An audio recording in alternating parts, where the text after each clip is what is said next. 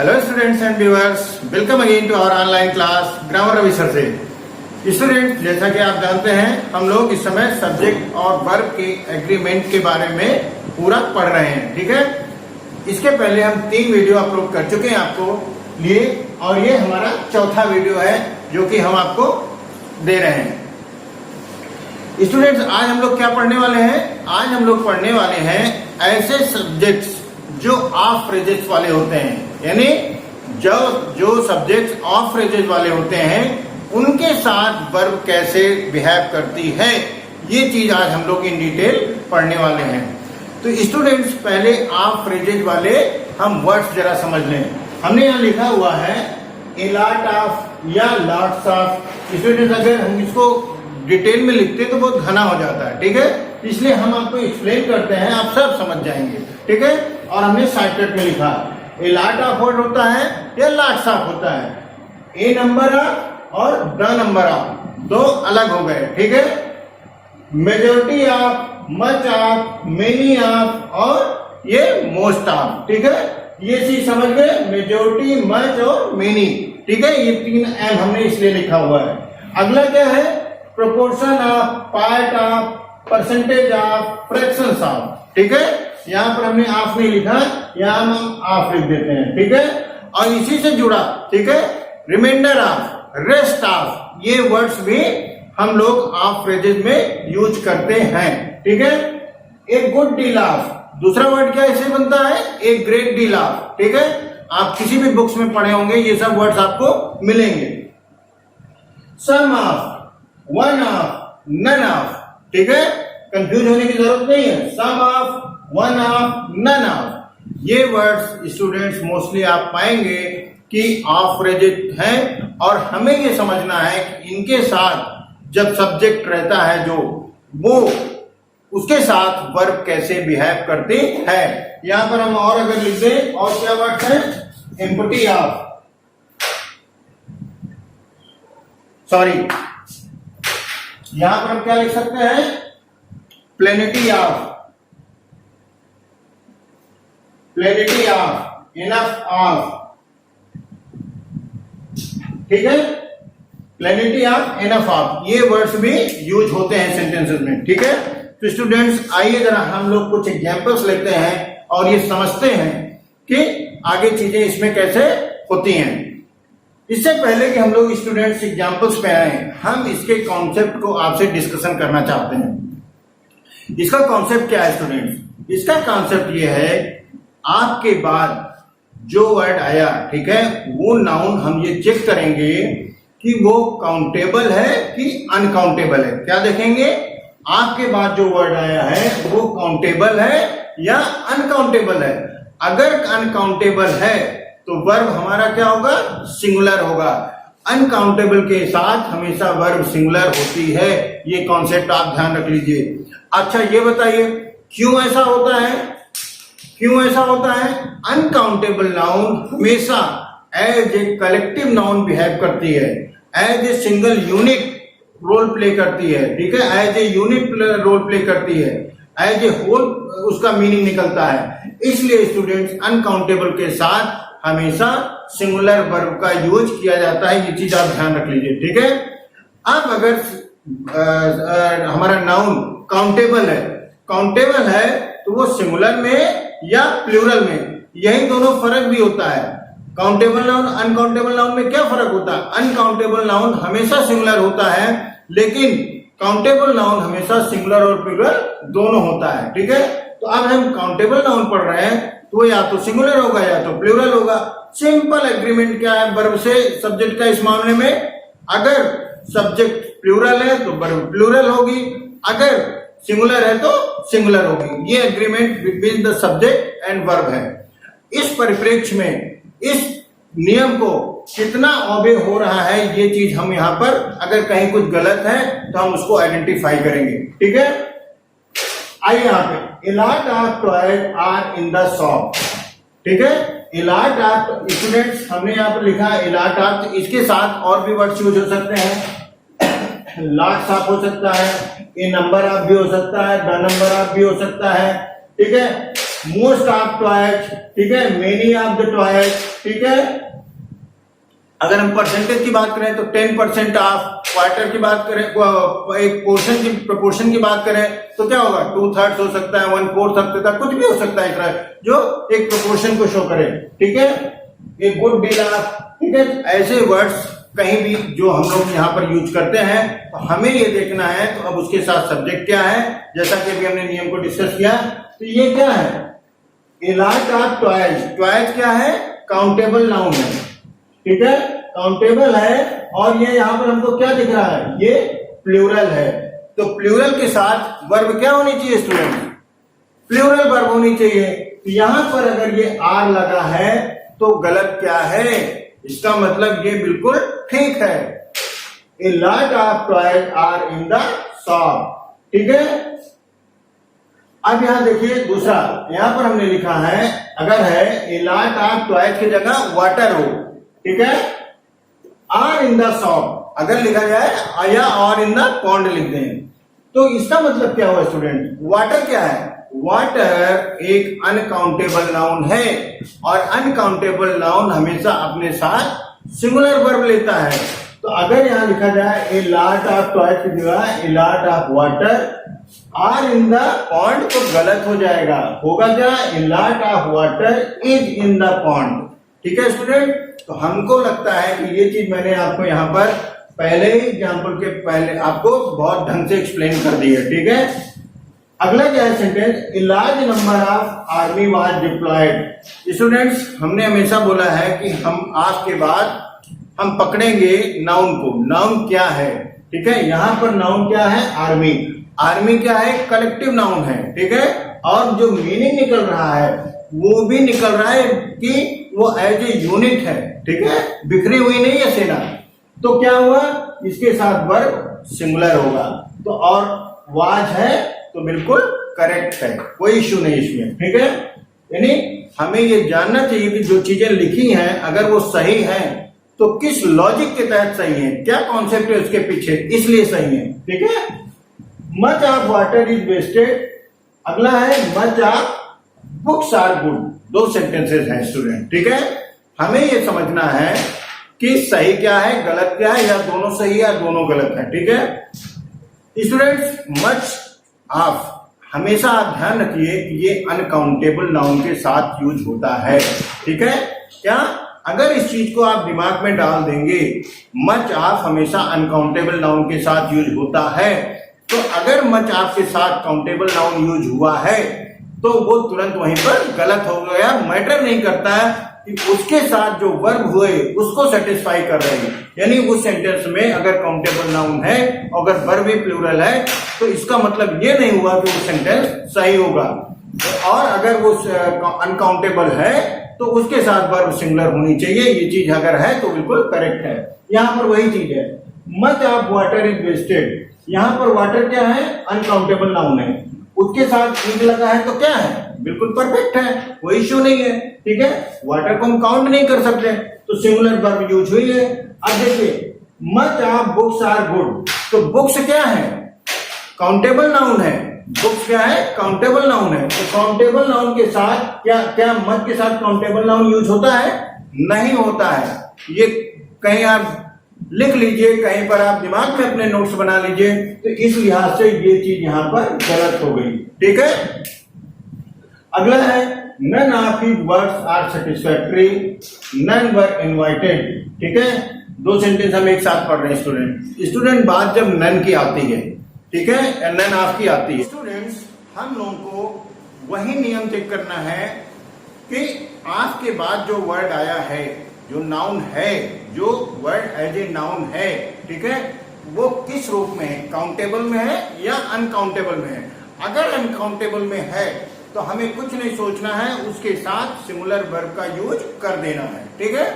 लेकिन अगर वो सिंगुलर में काउंटेबल में है, ठीक है, तो वो क्या होगा, या तो सिंगुलर होगा या तो प्लूरल होगा।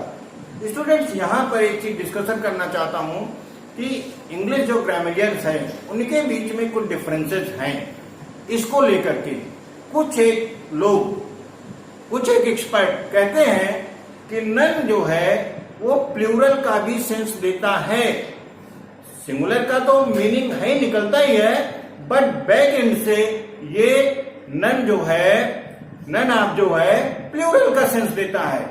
इसका मतलब क्या हुआ, वो कहीं न कहीं कहते हैं इसके साथ सिंगुलर वर्ब एक ठीक है, तो दूसरा जो सेगमेंट है ग्रामेरियंस का वो कहता है इसके साथ प्लूरल वर्ब भी चलेगी। ठीक है, इन द लाइट ऑफ दैट हम पढ़ रहे हैं, हम कुछ नहीं कह रहे हैं, in the light of that. ठीक है, none of his works are satisfactory. हमें यहां समझना है कि वर्क देखिए क्या है सेंटेंस में, अनकाउंटेबल नाउन है।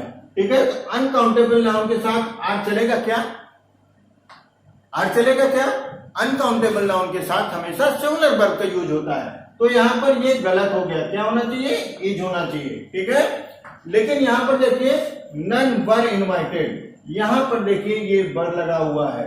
ठीक है, यहां पर नन को एज ए प्लूरल ट्रीट किया जा रहा है, या उसका जो सेंस निकल रहा है वो प्लूरल का लिया जा रहा है, इसलिए यहां पर student none were invited correct है। अगर यहां पर जैसे अगला सेंटेंस है, Ravi has 3 chairs and none of them is या आर वाइट। यहां पर हमने देखिए 2 वर्ब लिया है। ठीक है, हमें क्या समझना है, जो इंग्लिश ग्रामेरियर कहते हैं कि नन ऑफ देम, यहां पर देखिए नन ऑफ देम, ठीक है, उनके हिसाब से सिंगुलर भी चलेगा प्लूरल भी चलेगा अगर वो काउंटेबल नाउन है। तो यहां पर देखिए Ravi has 3 chairs and none of them is white या none of them are white, जो इंग्लिश ग्रामेरियन कहते हैं उस हिसाब से ये दोनों ही सही है स्टूडेंट। ठीक है, तो हमें ये चीज नन के संदर्भ में ध्यान रखनी है, और अगर अनकाउंटेबल नाउन है उसके साथ तो कुछ सोचना ही नहीं है, कोई कंफ्यूजन कहीं है नहीं, कंफ्यूजन यहां भी नहीं है, क्लैरिटी है, लेकिन वो 2 ग्रामेरियंस का अलग, एक सेगमेंट के ग्रामेरियंस का अपना अपना मत है। अगला क्या है, ए या the number of boys has या हैव कम। स्टूडेंट बहुत घना हो जाता है, इसलिए हमने सेंटेंस को एक कॉमन वे में लिख दिया है, मैं पढ़ता हूं अलग अलग। इन number of boys has come होगा या हैव कम होगा, या दूसरा सेंटेंस बनेगा the number of boys has या हैव कम, क्या होगा। स्टूडेंट्स यहां पर हमें समझना है कि ए नंबर ऑफ और द नंबर ऑफ में बेसिक फर्क क्या है। ए नंबर ऑफ और द नंबर में फर्क क्या है, ए नंबर ऑफ और द नंबर ऑफ। ठीक है, इसमें हमको फर्क समझना है। ए नंबर ऑफ स्टूडेंट माने क्या होता है, बहुत, मतलब क्या होता है, बहुत, मेनी। ठीक है, इसके साथ हमेशा क्या लगेगा, वर्ब प्लूरल होगी, इसके साथ हमेशा वर्ब प्लूरल होगी। द नंबर ऑफ एक्सप्रेस करता है, द वैसे भी क्या किसके लिए यूज होता है, आर्टिकल में, पर्टिकुलर कर देता है, यानी एक फिक्स नंबर की तरफ इशारा कर रहा है, वो नंबर हमें आपको भले पता नहीं है। द नंबर ऑफ बॉयज, ठीक है, इसका मतलब है वो लड़कों की कुछ निश्चित संख्या है। ठीक है, जब इस तरह का सेंटेंस आए, वर्ड आए, द नंबर ऑफ आए, तो वहां पर वो as a collective noun sense देता है, पर्टिकुलर कर देता है, और उसके साथ हमेशा वर्ब सिंगुलर होगी, यानी ए नंबर ऑफ के साथ प्लूरल होगी, द नंबर ऑफ के साथ सिंगुलर होगी। इस परिप्रेक्ष्य में हमें चेक करना सेंटेंस को और करेक्ट करना है। अगर है लिखा ए नंबर ऑफ बॉयज, ठीक है, a number of boys have come, तो इस सेंटेंस हमारा बिल्कुल सही होगा। ए नंबर ऑफ, अगर ऐसे बोलूं बॉयज, ठीक है, हैव कम, ठीक है, हम इसके साथ प्लूरल वर्ब का यूज करेंगे। क्यों करेंगे, मैंने आपको बताया इसका अर्थ, ये मेनी का इशारा करता है, बहुत सारे का। The number of boys has कम, ठीक है, ठीक है। तो हमें स्टूडेंट ये चीज को समझ लेना है, गलतियां होती हैं, कंफ्यूजन होता है हमको बार बार, अगर हम उस चीजों को मेमोरी में अपने रिपीट नहीं करते रहते हैं तो फिर थोड़े आप भी पढ़ लिया, थोड़े समय बाद फिर आप कंफ्यूजन की स्थिति में आ जाएंगे, अरे ये नंबर के साथ क्या होगा। ठीक है, द नंबर के साथ क्या होगा, तो द पर्टिकुलर एक निश्चित कर देता है, ठीक है, ऐसे कलेक्टिव नाउन की तरह बिहेव करने लगता है। ऐसे में वो सिंगुलर नाउन, कलेक्टिव नाउन के साथ हमने क्या पढ़ा, वो सिंगुलर नाउन की तरह हो जाता है और अकॉर्डिंगली तो जो वर्ब है वो सिंगुलर हो जाती है, ठीक है। आइए अगला पॉइंट पढ़ते हैं। इसलिए जब हमारे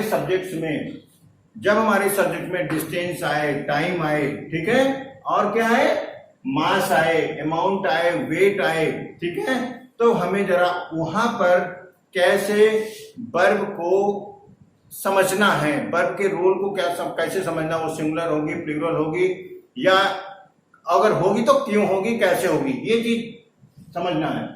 स्टूडेंट्स, हमने यहां पर एक बड़ी इंपॉर्टेंट वर्ड लिखा है फिक्स्ड। मतलब क्या हुआ, fix distance, fix time, fix mass, fix amount और फिक्स वेट। जहां पर सेंटेंस में फिक्स का मीनिंग आ रहा होगा वहां पर वर्ब हमारा सिंगुलर होगा, ठीक है। फिक्स माने पर्टिकुलर हो गया, ठीक है ना। लेकिन अगर वो सेंस वेरिएबल का सेंस दे रहा होगा, यूनिटी का सेंस नहीं दे रहा होगा, एज ए होल का मीनिंग नहीं दे रहा होगा, तब हम उसी डिस्टेंस या टाइम या मास, अमाउंट या वेट के लिए हम लोग प्लूरल वर्ब का यूज करते हैं। ये चीज ध्यान रखिएगा, ठीक है। कुछ एग्जाम्पल्स के साथ हम इसको क्लियर करेंगे। 100 kilometre are required to reach, और दूसरा सेंटेंस है 100 kilometre is a long distance. Students, हमें दोनों सेंटेंस में फंडामेंटल डिफरेंस क्या है वो चीज समझना है। जब हम फंडामेंटल डिफरेंस को समझ जाएंगे तब हमारा रास्ता साफ होगा कि हम ग्रामर को समझ पाएंगे इसके। 100 kilometre is a long distance, इसका मतलब क्या हुआ, ये जो एक सेट ऑफ डिस्टेंस की बात हो रही है, ठीक है, यहां से लेकर के यहां तक 100 किलोमीटर है, उसकी बात हो रही है, ठीक है। वो 100 भी हो सकता है, 200 भी हो सकता है, जैसा सेंटेंस में मैटर नहीं करता है। यानी हम एक उसको कलेक्टिवली बता रहे हैं, हम एक उसको जो एक्सप्रेस कर रहे हैं वो कलेक्टिवली एक्सप्रेस कर रहे हैं कि कलेक्टिवली 100 किलोमीटर एक लंबी दूरी है, ठीक है। तो यहां पर स्टूडेंट्स हमारा सेंटेंस सिंगुलर होगा और ये बिल्कुल करेक्ट है।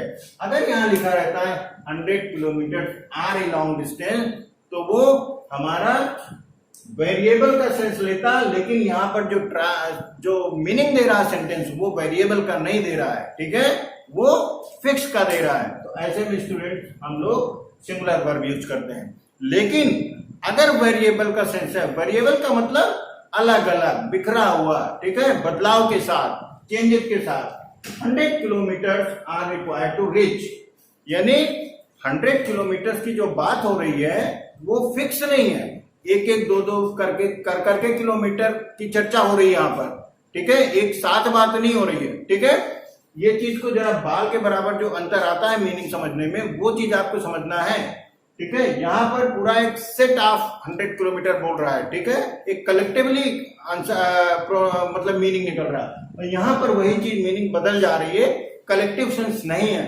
इसलिए यहाँ पर स्टूडेंट अगर आर लगा है वो बिल्कुल करेक्ट है, ठीक है। अगर यहाँ लिखा रहता है 100 kilometre is required to reach, तो गलत हो जाता है, क्योंकि 100 किलोमीटर यहाँ पर कलेक्टिव सेंस नहीं दे रहा, ठीक है। अगला क्या है, 3 years were enjoying for him, और 3 years were passed in waiting, वही चीज है। 3 years वो कोई फिक्स पीरियड है, मान लीजिए 1990 से 1993, ठीक है, की बात कर रहे हैं अपने लिए। तो ये क्या है, एक टाइम स्लॉट की बात कर रहे हैं, एक फिक्स टाइम पीरियड की बात कर रहे हैं, ठीक है। तो यहाँ पर अगर वर लगा हुआ है तो ये गलत हो गया, क्या होना चाहिए, वाज, ठीक है, क्योंकि ये जो कलेक्टिव सेंस का मीनिंग दे रहा है। और अगला क्या है, 3 years were passed in waiting, ठीक है, और यही चीज 3 years, तो ये कलेक्टिव मीनिंग नहीं दे रहा है, ध्यान दीजिए, कलेक्टिव मीनिंग नहीं दे रहा है कि जो हम इसके साथ यहाँ पर वर्ब सिंगुलर लगाएं।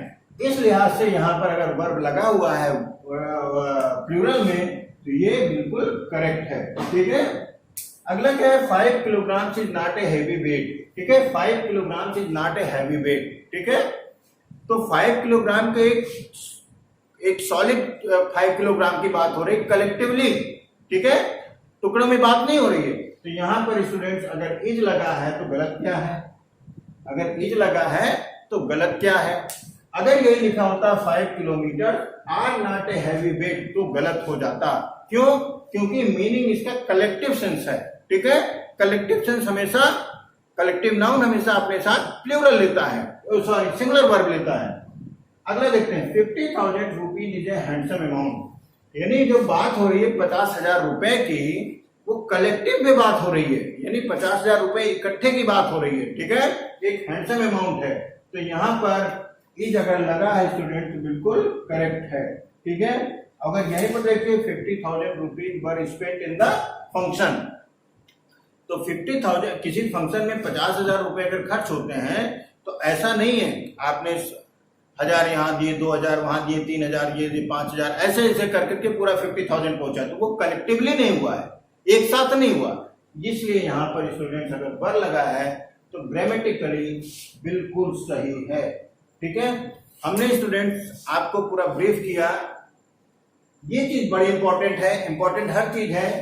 जब आप कॉम्पिटिटिव एग्जाम्स में बैठते हैं, एसएससी, बैंक, रेलवे, सीपीओ, ठीक है, एनडीए, कहीं भी आप बैठते हैं, नॉलेज कभी भी शॉर्टकट का काम नहीं आता स्टूडेंट। ठीक है, कल को आपको जॉब मिलेगी, आप जाएंगे ऑफिस में, ठीक है, वहां पर भी आपको इन सब चीजों की जरूरत पड़ेगी, करेक्ट इंग्लिश लिखने के लिए, रिपोर्ट ड्राफ्ट करने के लिए, लेटर ड्राफ्ट करने के लिए। Student, is a very important thing that you must know. मैं आपको बताना चाहता हूं कि बहुत सारे लोगों को इन सब में बहुत कंफ्यूजन रहता है। अगर ये वीडियो आप देख लेंगे और दिमाग में चीजों को रखेंगे रेदर देन लर्निंग, ठीक है, you will focus on understanding, your concept will be clear. मेरा ऑब्जेक्टिव यही है इस चैनल पर कि आपको चीजों को हम समझा पाए, चीजों को क्या और क्यों पे ले आ पाए, कैसे पर ले आए, वो चीज आपको लॉन्ग टर्म रहने वाली मेमोरी में। स्टूडेंट्स, उम्मीद करता हूं कि ये वीडियो आपको काफी काम आएगा। मिलते हैं जस्ट नेक्स्ट वीडियो में। Thank you.